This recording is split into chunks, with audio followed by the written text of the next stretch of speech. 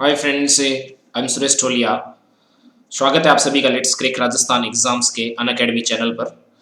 और आज हम लोग जो है वो इस सीरीज के अंदर जो हम पेपर डिस्कस कर रहे थे राजस्थान के, उसमें हम फोर्थ पेपर जो लास्ट पेपर है हिंदी इंग्लिश का है उसको देखते हैं हम लोग। हमारा पर्पज जो है वो सॉल्यूशन देखना नहीं है, हमारा उद्देश्य या पर्पज बहुत सिंपल है कि हम लोग जो है वो जो क्वेश्चंस है वो किस टाइप के रहे, कितने मार्क्स आ सकते हैं, पिछले सालों से किस तरह का कंपैरिजन रहा, वो सब चीजें देखने के। ना तो हम एक दिन में संधि सीख सकते हैं, ना हम एक दिन में प्रत्यय सीख सकते हैं, ना उपसर्ग से सीख सकते हैं, तो ये चीजें सीखने की तो है नहीं और ना इनके आंसर से कुछ फायदा होना है। बट यस, हम देख लेते हैं कि किस तरीके के क्वेश्चंस थे, क्या इश्यू था। तो आज हम लोग जो है फोर्थ पेपर का लास्ट पेपर का एनालिसिस करने जा रहे हैं। ये मेरे बारे में कुछ जानकारी, Suresh Tolia, faculty of geography, 10 year teaching experience. Crack RPSC with India's largest learning platform पर मिलता है आपको daily live classes, live test, structured course, unlimited access and top educators. और प्ले स्टोर पर जाकर के आप अनअकैडमी टाइप करके इसे रजिस्टर कर सकते हैं। उसके बाद ज्वाइन करने के लिए आपको जो है 1 ईयर का प्लान है, उसमें आप 7000 है, जिसको ST10 कोड यूज करने पर 6300 होगा। 2 ईयर का जो प्लान है उसमें 8400 है, 10% डिस्काउंट के साथ वो 7560 का होगा। और जो है इसके इस सब्सक्रिप्शन में आप राजस्थान की किसी भी एग्जाम की प्रिपरेशन कर सकते हैं, वो RS की हो चाहे वो RPSC की हो, सॉरी वो RPSC की किसी भी एग्जाम की हो, चाहे RS की हो, चाहे किसी और एग्जाम के लिए हो, या चाहे अधीनस्थ बोर्ड की हो, किसी भी चीज़ की आप प्रिपरेशन आराम से कर सकते हैं, कोई इशू नहीं है इसमें। और ये सिलेबस है जिसको हम लोग मोस्ट प्रोबेबली कल और परसों की क्लासेस में डिस्कस करेंगे और उसके बाद अपना कोर्स स्टार्ट करेंगे अब, क्योंकि रिजल्ट जो है वो बहुत जल्दी आने वाला ही है RS का, और 1-2 हफ्ते के अंदर जो है वो सारी चीज़ें क्लियर हो जाएंगी। उसके बाद मोस्ट प्रोबेबली वैकेंसी का भी हम समझ ही सकते हैं कि पॉसिबिलिटी है ही, तो हमें कोर्स शुरू करना चाहिए। और वैकेंसी आने के बाद में प्रिपरेशन खास हो नहीं पाती है, तो फोर्थ पेपर भी साथ साथ कैसे प्रिपेयर कर लेना चाहिए, सब चीज़ें हम डिस्कस करेंगे। और एज है जब तक वैकेंसी नहीं आती है, लोग वेट करते हैं कि वैकेंसी आ जाए, उसके बाद आपको टाइम नहीं मिलता है, तो फिर आप कहाँ कॉम्पीट कर पाएंगे जो इतने साल से प्रिपेयर कर रहे हैं हम लोगों के साथ। तो चलो हम देखते हैं फोर्थ पेपर में कि क्या इश्यू रहा है इस फोर्थ पेपर में। फोर्थ पेपर के जो सारे मेनली जो 50 मार्क्स की जैसे ग्रामर वाला पोर्शन है, तो यदि उस ग्रामर वाले पोर्शन को मेनली देखा जाए तो उसके साथ ये जैसे इश्यू सबसे बड़ा रहा है कि नॉर्मली जैसे मैंने पिछली बार देखे हैं ग्रामर के क्वेश्चंस, उसमें 48 मार्क्स भी है, 49 मार्क्स तक है 50 में से आउट ऑफ, यानी 50 में से 48-49 नंबर नॉर्मली मिल रहे लोगों को। लेकिन इस बार की सिचुएशन इसलिए थोड़ी सी भिन्न है कि जितने चाहे 2013 का पेपर देख लो, चाहे 2016 का पेपर देख लो, मेरे हिसाब से 99% जो पेपर था पूरा का पूरा राघव प्रकाश में से था। लेकिन इस बार जो 2018 का पेपर है ये कोई सोच भी नहीं सकता था, क्योंकि जब से ये एग्जाम हो रहा है RS का, उसका मेंस पेपर है, तो हम देखते आ रहे हैं कि पीछे के भी पेपर देखें, कभी राघव प्रकाश से बाहर सोचने की जरूरत पड़ी नहीं राजस्थान के व्यक्ति को, एटलीस्ट RPSC में या RS के अंदर। तो वो पढ़ लेता है, उसको लगता है कि रामबाण है, इससे काम चल जाएगा, इससे बाहर जाके कुछ करने की जरूरत है नहीं। बट इस बार ये चीज है वो सोचने को मजबूर कर दिया गया है कि क्या हिंदी में इस तरह की चीज हो सकती है क्या। ये एक हिंदी एक ऐसी चीज थी, इसीलिए कहते थे रट लो और 50 नंबर ले आओ ग्रामर में, 45 तो ले ही ला सकते हो। इवन मैं फोर्स करता था अपने स्टूडेंट्स को, या 45 ला सकते हो, बिठा के रटवाते थे, याद करो, टेस्ट लेते थे, ये सारी चीजें करते थे। और मानना था कि एग्जाम्पल्स भी तुम रट जाओ, तुम तो सोच ही हो, दिमाग हिंदी को छोड़ो, तुम रट जाओ कि ये चीज ऐसे लिखी जाती है, छोटा है बड़ा है, सारी चीजें जो है कंटेस्ट करवा के भेजते थे। तो जो बच्चा बहुत अच्छे से ढंग से प्रिपेयर करता हो 45 प्लस ग्रामर में ले आता था, और ये यहाँ से एज होता था। जो हमने कट ऑफ वाला डिस्कशन किया था उसमें भी मैंने आपको बताया था कि 97 से ज्यादा के आसपास नंबर मिले हैं 2016 में बच्चों को, एवरेज निकाल लिया जाए तो भी, यानी 100 को क्रॉस करने वाला पेपर ये है, और ये आपको बहुत सिलेक्शन दिलाने वाला पेपर है एक तरीके से देखा जाए तो। लेकिन इस बार इसमें यदि आप देखा जाए तो हर तीसरा और चौथा क्वेश्चन ऐसा है जो कि राघव प्रकाश में से नहीं। राघव प्रकाश के अलावा जो 2-3 बुकें मार्केट में बिहारी वगैरह की जो और है, या राजस्थान बोर्ड्स की बुकें हैं, उनको भी मैंने चेक किया है। 1-2 और है जिनका मैं नाम तो मुझे नहीं याद आ रहा है, लेकिन हाँ इंदिरा अशोक है, यस, उनकी बुक में भी चेक किया, तो ये सब चीज़ें अवेलेबल नहीं हो रही है। अब मेरे को इतना तो आइडिया नहीं है क्योंकि मैं हिंदी का टीचर हूँ नहीं, लेकिन जो हिंदी के टीचर है उनसे कई बार बात हुई राजस्थान के पेपर को लेकर, तो नहीं, लेकिन इनका सोर्स जो है वो कोई यूपी के राइटर हैं और उन्हीं से सब ने ये बुक्स वगैरह बनाई है। तो हो सकता है कि उनका जो मेन सोर्स हो वहां से इन्होंने जो है वो कॉपी किया हो, इस तरह की चीजें पॉसिबल है। तो नहीं तो राजस्थान बोर्ड की में सारे क्वेश्चंस आपको मिलेंगे ना, राघव प्रकाश में मिलेंगे ना, इंदिरा अशोक में मिलेंगे ना, एक बिहारी जी की किताब आती है ना उसमें मिलेंगे, किसी में मिल नहीं रहे इस तरह के क्वेश्चंस। तो क्या कर सकते हैं सर इसकी, हाँ फिर भी मैं कह रहा हूँ कि यदि आप अच्छे से प्रिपेयर किए तो 37-38 मार्क्स जो है ग्रामर में ला सकते हो। इसमें 5-7 नंबर का इम्पैक्ट जो है, 7-8 नंबर का इम्पैक्ट ग्रामर वाले पोर्शन पे मेरे अकॉर्डिंग आना चाहिए। इस बार आपके जो एग्जाम है उसमें रिजल्ट में डिफरेंस आना चाहिए। बाकी जो पोर्शन था उसमें ज़्यादा चिंता की बात नहीं है, उसी तरह का रहता है हमेशा। थोड़ा सा एग्जाम के बाद लगता है कि किस तरह की चीज़ें होनी चाहिए, लेकिन उतना कोई चेंजेस खास रहा नहीं। लेकिन यस, डेफिनेटली ग्रामर जो है वो रोल प्ले करेगी। लेंथी पेपर था तो लेंथी हमेशा रहता है। 2016 में भी सेम इशू था, इस बार भी सेम इशू था। तो कुछ बच्चों के एक आधे क्वेश्चन जैसे इससे छूट गया, इंग्लिश का एक आधा छूट ही जाता है, क्योंकि इस बार छूटने के चांसेस क्वेश्चन में यदि आपके छूटे हैं तो आप ये सोचिएगा, क्योंकि जब रटे हुए होते हैं सीधे सीधे क्वेश्चन, सीधा आपको पता है कि संधि ये मेरी याद है, ये समास, ये उपसर्ग मेरे को ध्यान में है, ये प्रत्यय मेरे को ध्यान में है, तो कोई सीन ही नहीं, कोई कंडीशन ही नहीं है, परेशान होने की जरूरत ही नहीं, सीधा सीधा लिख के आप बढ़ते गए। लेकिन यदि आपका नॉर्मली यदि देखो तो 1 से सवा घंटे से भी ज़्यादा, सवा घंटे से भी ज़्यादा आपका टाइम ग्रामर, हिंदी ग्रामर खा रही थी। 1 घंटा पक्का नॉर्मली। 1 घंटे में तो कोई दो राय नहीं, 1 घंटा तो ग्रामर ने ले ही लिया। जबकि आइडियली टाइम मान के चले तो 30-40 मिनट में यदि पेपर रटा होता तो लोग बहुत स्पीड से करते हैं, वो कर लेते हैं, और बाकी बहुत टाइम बच जाता आपके पास पीछे पेपर को कवर करने के लिए। जो इसमें 20-25 मिनट जो है सोचने के लिए कि भाई ये उपसर्ग है इसका बनाना है, या ये चीज़ है इसको सोचना है, मुहावरा है उसके बारे में विचार करना है, किसी भी चीज़ को सोच करके लिखा है आपने, चाहे उसके पर्यायवाची है उसको आपने एक दो जो है नहीं आए वो सोच के लिखे हैं, चाहे शब्दयुगम है उसमें एक दो जो राघव प्रकाश में नहीं है उस पर आपने विचार किया क्या हो सकता है। यहाँ एग्जाम में कब टाइम निकलता है पता चलता नहीं है। तो काफी सारा टाइम इन सब चीजों ने कंज्यूम किया। तो आपका यदि पेपर में कुछ चीजें बच गई है, आपसे कंप्लीट नहीं हो पाई है, तो ये बहुत सारे लोगों के साथ है, सबके साथ नहीं है। यदि आपने यूपीएससी का आईएएस का एग्जाम दिया है तो वहाँ बहुत सारे वर्ड्स लिखवाते हैं, शब्द बहुत सारे लिखवाते हैं, तो वहाँ उस वो एक दो बार किसी ने या ठीक से एग्जाम ना दिया है, टेस्ट सीरीज भी ज्वाइन करिए, तो अभी आदत होगी उसको।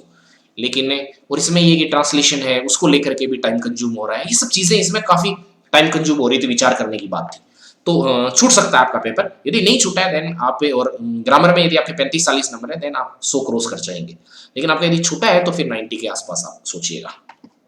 तो देखो जैसे संधि वाले हैं तो ज्यादा इशू नहीं थे मेरे हिसाब से, 5-5.5 नंबर आपको इस संधि वाले में ठीक से पढ़ा है तो आपको पहले दूसरे तीसरे क्वेश्चन में आपको 5-5.5 नंबर मिल जाने चाहिए थे। संधि आपको परेशान करने वाली बिल्कुल भी नहीं थी, चिंता की कोई बात नहीं थी मेरे हिसाब से। आपको इसके बाद में यदि देखें उपसर्ग भी जो है वो भी परेशान करने वाले नहीं थे। आंसर देने से कुछ फायदा नहीं, दरकिनार वगैरह आप बता सकते हो, आप जानते हो मैं क्या बताऊं इनके बारे में। तो देखो ये जैसे दोनों उपसर्ग थे दर ये पर आई में कोई दिक्कत नहीं थी, ना इनको अलग करने वाले में थी, अनुपजव वगैरह एग्जाम्स में पूछे हुए थे। तो इनमें कोई इस तरह का या आपने जैसे अन है ये लिख दिया ये लिखना था या ऐसा कुछ है, इनमें कोई डिफरेंस नहीं करा देन डेफिनेटली हिंदी में मार्क्स कटेगा। लेकिन यदि आपने ठीक से इन सब चीजों को बे और नजीर अलग अलग कर दिया, इस तरीके से आपने यदि ठीक से इन सब चीजों को किया है तो आप कर सकते हैं। तो ये मान के चलते हैं कि इसमें 2 में से 2 भी आ सकते हैं आपके, कोई बड़ी बात नहीं है। यदि आपने ठीक से प्रिपेयर किया है उपसर्ग को तो 2 में से 2 मार्क्स आ सकते हैं। इसमें भी आपको 2 में से 2 मार्क्स आ सकते हैं। इश्यू कहाँ आएगा वो मैं आपको बताऊंगा कि कहाँ पर आएगा। यहाँ कोई इश्यू नहीं है, यहाँ जिनके पहले आते थे इस बार भी आएंगे। यदि आप देखेंगे प्रत्यय तो इनमें भी कोई इशू नहीं है, आप पहले भी बना सकते थे अब इस बार भी बना सकते हैं। थोड़ा ये वाले को लेकर के लेकिन लोगों ने याद करे होंगे इसके, डेफिनेटली मेरे को मानना है, तो 1.5 नंबर में तो कोई दिक्कत ही नहीं है। यदि आपने ये वाले दोनों ही गलत कर दिए तो फिर आपको 1 मिलेगा और क्या उसमें। लेकिन 2 नंबर जो हिंदी में 48 से 48-49 मार्क्स ला रहे थे उनको 2 में से 2 यहाँ भी मिलेंगे, वहां मिल रहे थे। तो यहाँ भी कोई मेरे को लगता नहीं कि कुछ खास जो 48-49 ला रहे हैं उनको 2 में से 2 मिलेंगे, जो 30-35 ला रहे थे वो 1 से ही करेंगे और क्या। यही चीजें रहेगी और कुछ नहीं है। हाँ यहाँ विलोम शब्द में थोड़ा सा दिक्कत हो सकती है, जैसे तृष्णा है तो इसका वितृष्णा होता है, आपने तृप्ति लिखा है एग्जामिनर सही मानेगा नहीं मानेगा, तो ये कुछ चीजें हैं।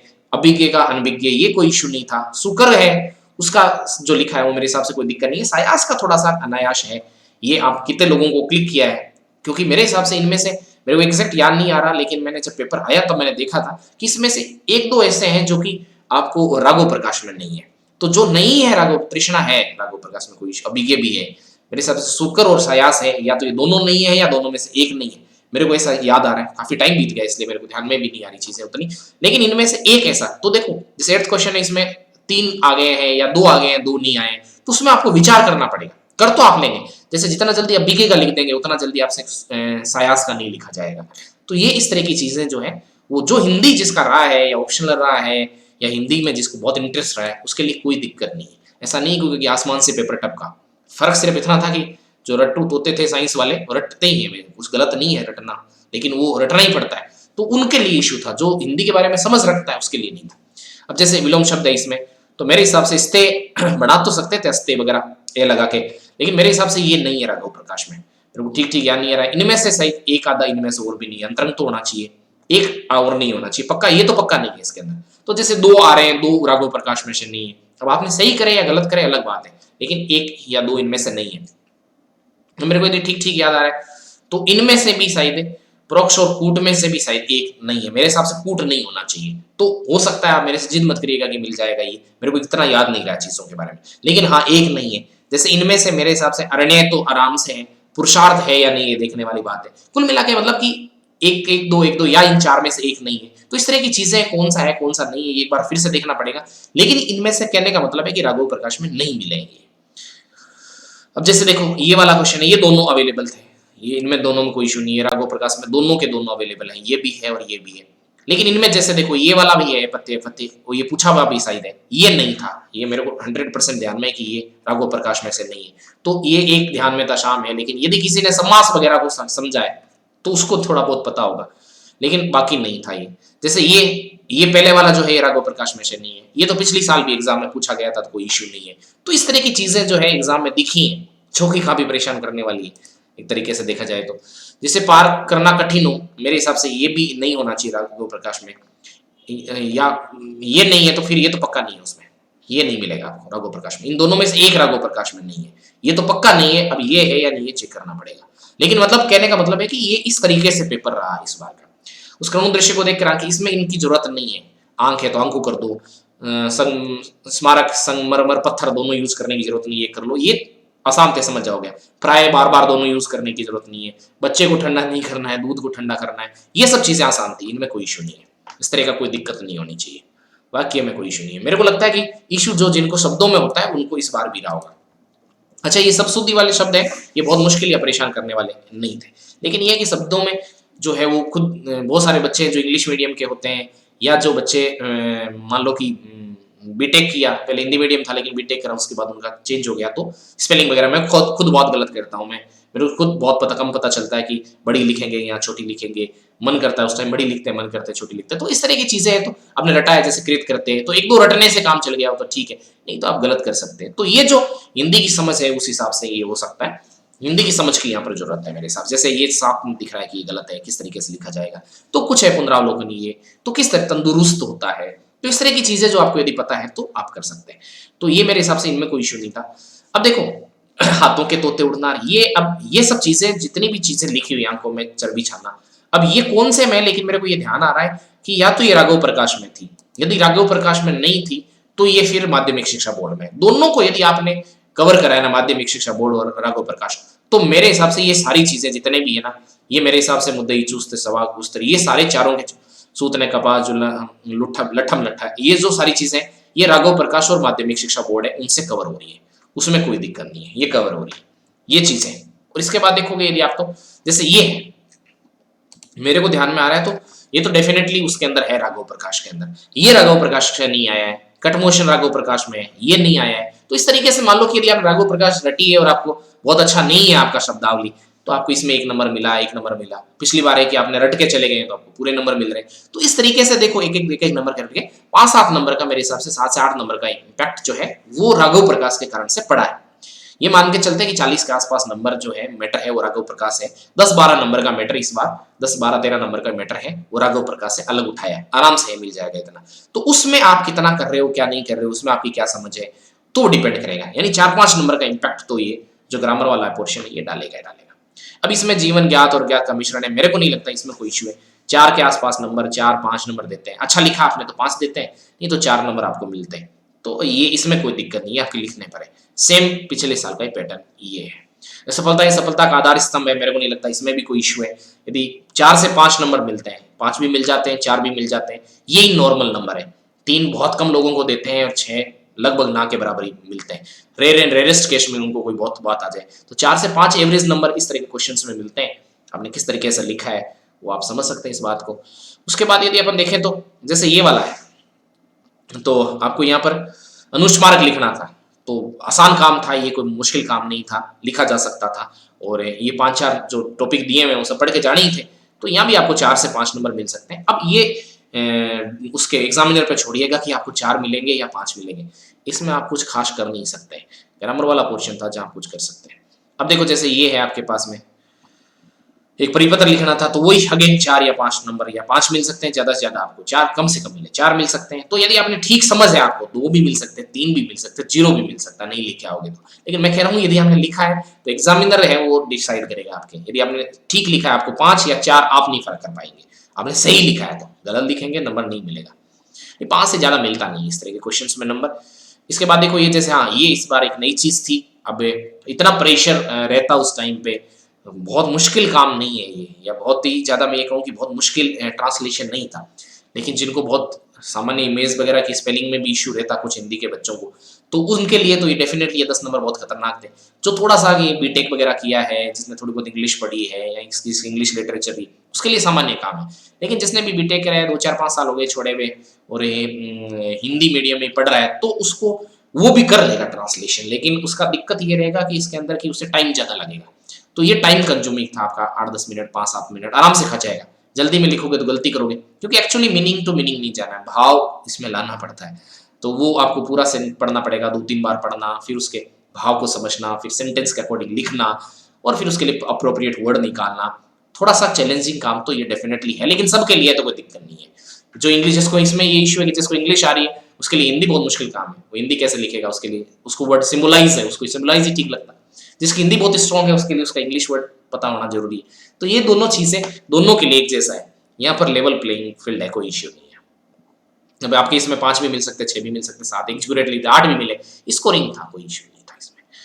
यस, ये था राजस्थान में पर्यटन। ये जो चीजें हैं ये आप अच्छे ढंग से कर सकते थे। अब आपने किस पे लिखा है, ज्यादातर लोगों ने, मैंने जिससे बात हुई कि राजस्थान में पर्यटन पर लिखा है, तो यदि आपने पर्यटन पर लिखा है, इसकी बजाय यदि आप ज्यादातर लोग, आप पहले, ये मेरे ऐसा मानना है कि आप ज्यादातर लोग यदि ऐसे किसी आपको लगता है इसी पे लिखेंगे, क्योंकि पर्यटन से संबंधित साहित्य पहले भी कुछ ऐसे वगैरह पूछा गया है, तो प्रिपेयर करके जाते हैं लोग।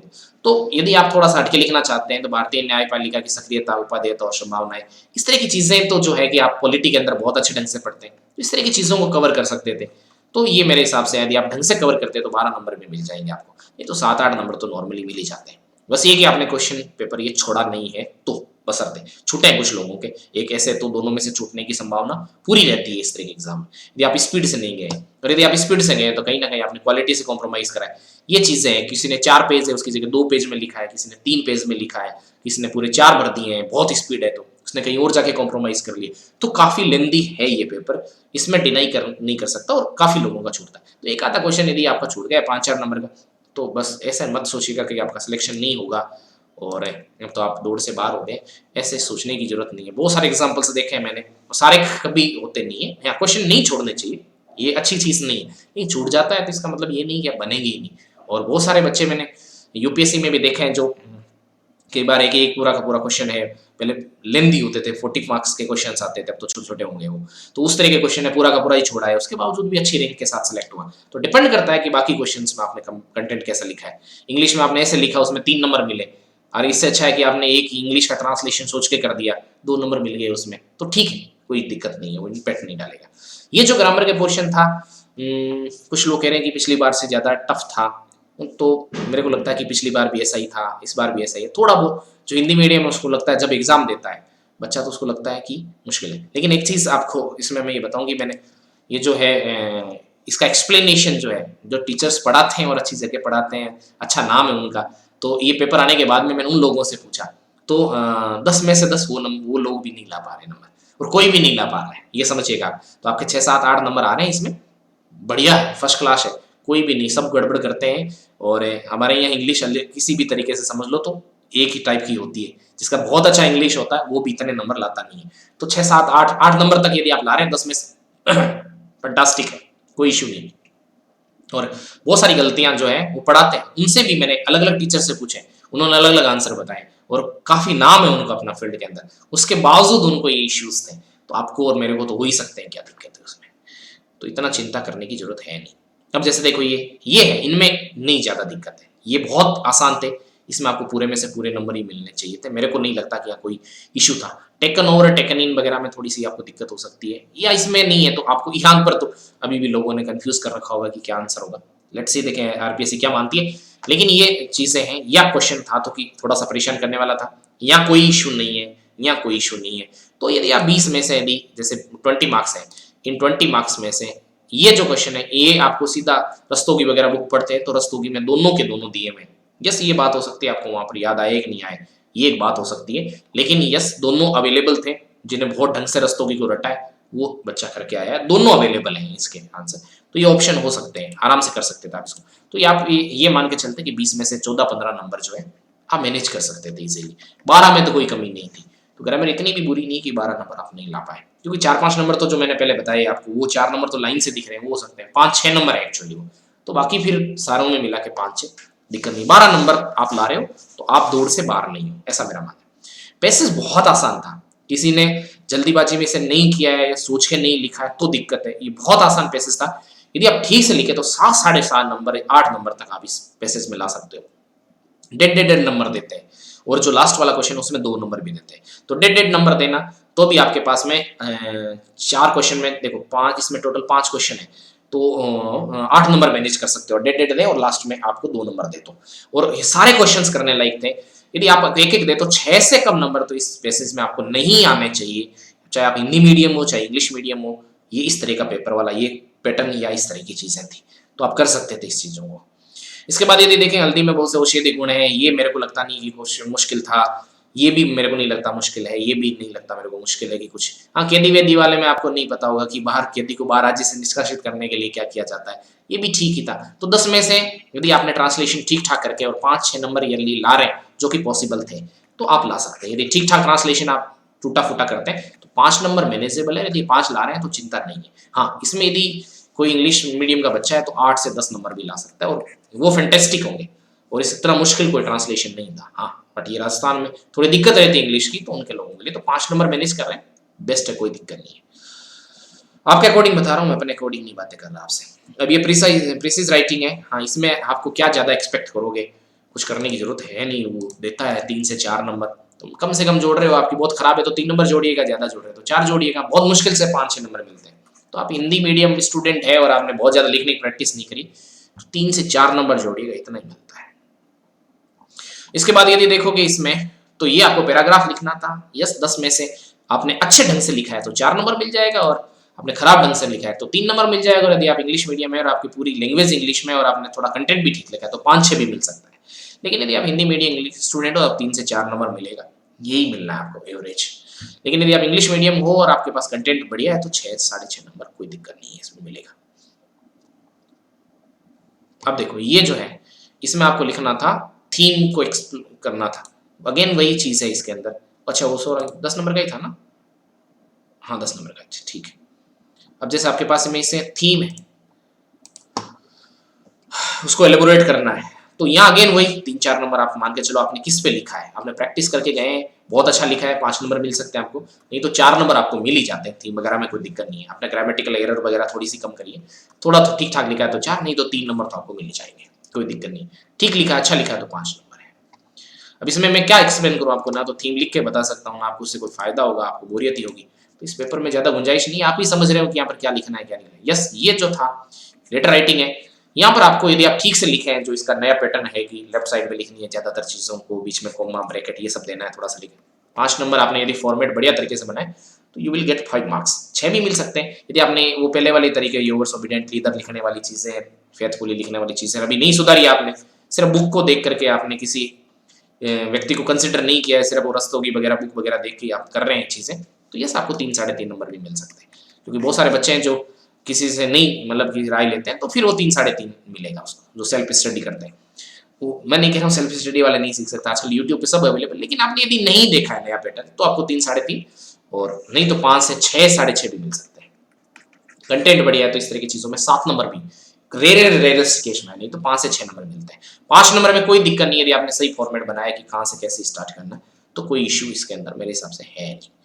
ठीक है, तो इसमें ज्यादातर मेरे लिए कुछ डिस्कशन करने के लिए था नहीं, तो आज की क्लास यहीं रखते हैं। अब देखो कल की क्लास जो है या तो एलिनो और लानिना वाला जो कॉन्सेप्ट है मानसून में बच गया था वो अपन डिस्कस करेंगे, या फिर अपन जो है थोड़ा सा पेपर वगैरह बुक्स वगैरह डिस्कस कर लेंगे किस तरीके से पढ़ेंगे। फिर परसों से अपन लोग है प्रॉपर तरीके से जो है वो सिलेबस स्टार्ट करते हैं हम लोग, नए बच्चों के हिसाब से भी और पुराने बच्चे हैं उनके क्यों मार्क्स कम आते हैं, बहुत मेहनत करिए, ये सब चीज़ें डिस्कस करते हुए पेपर आंसर राइटिंग करते हुए कॉमन एरिया जो प्री और मेंस के लिए उसको पढ़ते हुए चलेंगे। तो बहुत एक स्ट्रेटेजी के साथ आता हूँ मैं आपको कल और परसों के अंदर दिखेंगे। तो आज की क्लास ये यही रखते हैं। एक बार फिर से आपको धन्यवाद। अब देखो इसमें कितने नंबर आ सकते हैं, तो आपको 110 से 115 नंबर मैक्सिमम जा सकते हैं इसमें, मैक्सिमम मेरे हिसाब से। इससे ज़्यादा नहीं जाने चाहिए क्योंकि थोड़ा सा है, 20 भी कोई लाएगा तो ला सकता है, लेकिन 110 तो जा ही सकते हैं। और यदि आपके 90, 90, 95 मार्क्स हैं तो देन आपने ठीक काम किया है, कोई खराबी नहीं है। उससे कम ला रहे हैं तो इसका मतलब है कि आप फोर्थ पेपर के साथ जस्टिस नहीं किया। 90 अबू है, आप सेफ जोन में, निश्चिंत रहिए। Thank you. एक बार फिर से आपको लेट्स करिक राजस्थान एग्जाम्स की तरफ से धन्यवाद। अनअकैडमी ज्वाइन करने के लिए ST10 कोड यूज करिए, आपको 10% डिस्काउंट मिलेगा और सारी एग्जाम्स की प्रिपरेशन जो है वो आप 2 इयर्स के लिए फिर यहाँ से कर सकते हैं। थैंक यू वेरी मच, धन्यवाद।